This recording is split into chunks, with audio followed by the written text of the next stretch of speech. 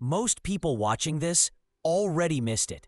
Not the obvious move, the one that was sitting right in front of everyone the entire time.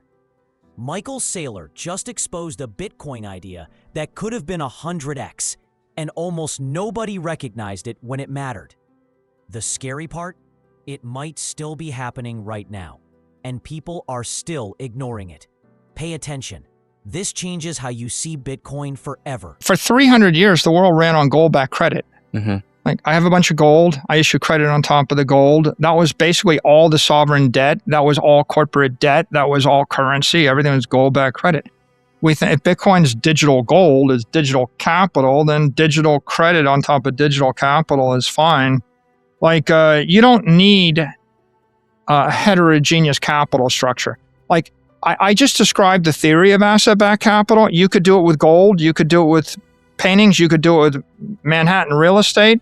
I think a general principle, though, is if you decide to take a company public and be the Manhattan real estate company, then you're better off to focus on Manhattan real estate and not diversify into ice cream trucks and Monet paintings and gold and crypto assets because the business model is within reason infinitely scalable. I guess my question is we could sell $100 billion of credit or $1 trillion of credit and buy $1 trillion of Bitcoin, and everything just works better. Understand, I'm describing the business model, which is we issue credit, we acquire capital. If we stop issuing credit, we'll stop acquiring capital. But there's $300 trillion in the credit market, which is currently yielding SOFR plus a spread. And the spread is like 80 basis points to 200 basis points. So consider, what if we just wanted to convert 5% of that, right? You're getting to $15 trillion of credit. And can you pay better than 280 basis point credit spread? Sure you can. So if you issue the credit, in order to actually make good on the credit, remember I said, where's the dividend coming from? It's coming from the capital appreciation. Where the real brilliance of the business model is you're acquiring a capital asset that you're holding in perpetuity and you're never realizing the capital gain on it. If you pay the dividend by remitting the unrealized capital gain back to the credit investor, the dividend becomes a return of capital dividend, which means it is also tax deferred. So the basic principle is I'm entering into a capital investment that I expect to hold in perpetuity, and I'm paying a dividend on the unrealized capital gains through issuing a derivative instrument that allows the credit investor to collect dividends for a decade, tax deferred. And should they die and pass that credit instrument to their heir, they get a step up in the basis. So you could be a retiree, collect dividends for 10 years, not pay tax, pass it through to your heir. They get a step up and they get 10 years of dividends that are also tax deferred. So the thing that makes the entire structure work is that you're making a capital investment for a credit investor and you're absorbing the uncertainty of the future and the volatility of the present on the balance sheet of the common equity in order to strip the risk and strip the volatility from the credit investor's portfolio. And the credit investor is paying you handsomely for that, right? And everybody's getting what they want, right? The capital investors in Bitcoin get a benefit. The equity investors in strategy get amplification of Bitcoin, and the credit investor gets that stripped down low volatility digital, instrument, digital yield instrument. And so you don't really want to stop. If someone were to give you $10 billion and you didn't buy Bitcoin, then you actually lose the 30% ARR that's paying the dividend. So now now you have to find something else to invest in that's going to perform 30%. And so what is that something? And the answer is, here's the answer. I don't think there's anything better, right? I think that that's the best long-term capital investment. But it doesn't really matter whether you agree with me or not. The point is, I run a public company, and all of the equity investors in the public company are Bitcoin maximalists, right? And so the people that hold MSTR believe that Bitcoin is going up more than 10 or 11%, and they want to outperform it. So when we're selling the credit to buy the Bitcoin, we are aligning with the equity investors. We're giving them what they want, which is more Bitcoin per share.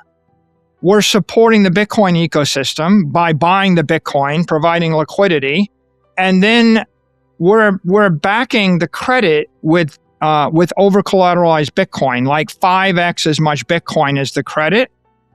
And if you're the credit investor, you're able to assess the credit risk by plugging in the price of Bitcoin, the volatility of Bitcoin, your opinion of the future ARR of Bitcoin. That spits out a credit risk for you. Most people think Bitcoin and Ethereum are fighting the same battle. They're not. And that misunderstanding could cost you. Michael Saylor is quietly drawing a line the market hasn't fully priced in yet. On one side, you have Bitcoin, pure digital capital, built to preserve value over time. On the other, an entirely different game is forming. Networks like Ethereum racing to tokenize everything. Money, stocks, commodities, even businesses themselves. And here's the shift most people are missing. Governments and regulators are starting to legitimize this second layer, opening the door to trillions in new capital flows. But there's still uncertainty, and that's where the real opportunity and risk lives. Because not every network survives this phase. Some will dominate, others will disappear. And if you don't understand that separation now, you'll misread where the real value is going. Listen closely to how he breaks this down. The crypto market has really evolved into various segments, and one segment is digital capital, just long-term economic asset, store of value asset, and without cash flows and without utility other than just to preserve its own scarcity. And that's what Bitcoin is.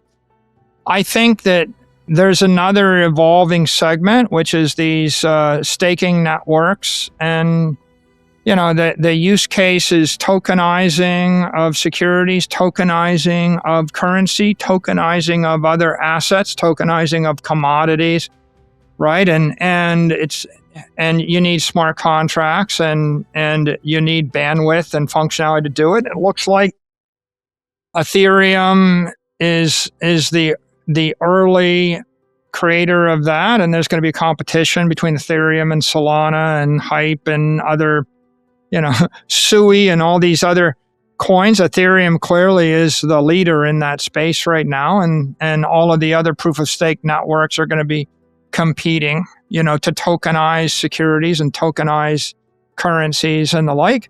At this point, I would say there's still a lot of uncertainty about the utility that you can provide to a tokenized currency, tokenized security, or tokenized commodity, or just the creation of a token.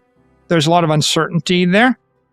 And we're hoping for the Clarity Act to clear some of that uncertainty away.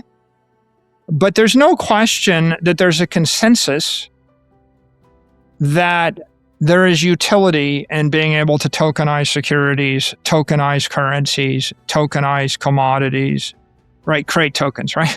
Right. The perfect world is you can issue a crypto token to raise capital for a small, mid-sized business, and it takes like 2 days and $40, right? Like the ICO on steroids. What if 40 million companies could all issue their own token to raise capital, right? That would be good for the world. And it's pretty obvious that if I could move money at the speed of light in the form of digital dollars, like a stable coin, and if it had all the utility of, paying yield and the like, that'd be great for the dollar, right? There'd be $10 trillion of demand for that. And I think there's consensus that people would like to be able to do digital exchanges, DeFi, right? We'd like to be able to enter into trades, friction-free, permissionless, speed of light, if I want 50x leverage, in a flash loan on Sunday morning, right, against any two asset pairs, cool. And I think you need these, these tokenizing networks, and I think Ethereum led the charge on that. So I think that's being recognized by the marketplace, and I think the big staking networks, have achieved kind of de facto legitimate status in the eyes of the regulators. And I think we're waiting for the Clarity Act to make that de jure. And what we'll see going forward is we'll see a market competition. Who can bring the most utility to the market? Who's got the most stable network? Who's got, I look at these things as like, how technically sound is it? How economically sound is it? How ethically sound is it? I don't think there'll be one winner, but the winners in the future will have a sound economic basis, a sound technical basis, right? A sound ethical basis. And the market is going to sort all that out, with the wild card being that the regulator, you've got the market, the ultimate arbiter, I like this and not that.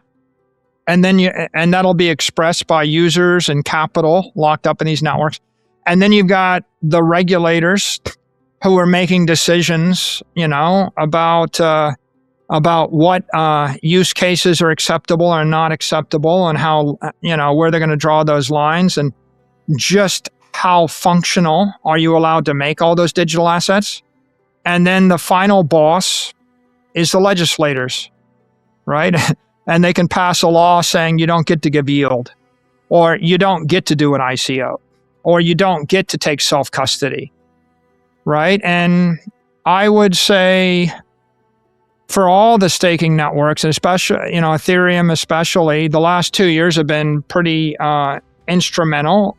They've moved from, I would say the previous administration looked at those use cases as illegitimate, and this administration and the consensus that's formed is this is legitimate. That's all good. And now there's a lot of uncertainty about, where the regulators will draw the lines, where the legislators will draw the lines, and then what the market will decide. So it's exciting, interesting. There's a future there. How big it is? Like, look, guys, if it was up to me, and it's above my pay grade, no one's asking me, but if it was up to me, I would define digital currencies that could pay yield and move at the speed of light, and there'd be $10 trillion of stable coin out there, issued by reputable parties, backed by US, by currency equivalents. And if it was up to me, every small, mid-sized business could issue a digital token over the weekend, and they could articulate, this is the promise we're making. We're accepting civil and criminal liability for misrepresentations, etc. And they would be able to raise capital, and they would be held liable, and we would eliminate the 2 years or 3 years of friction. Right now, it takes 3 years to take a company public. It's ridiculous, right? It takes a year to raise a small amount of money. The amount of money people spend on lawyers is greater than the amount of money that they need to raise in most cases. So yeah, I would have a digital token, which people could use to raise capital.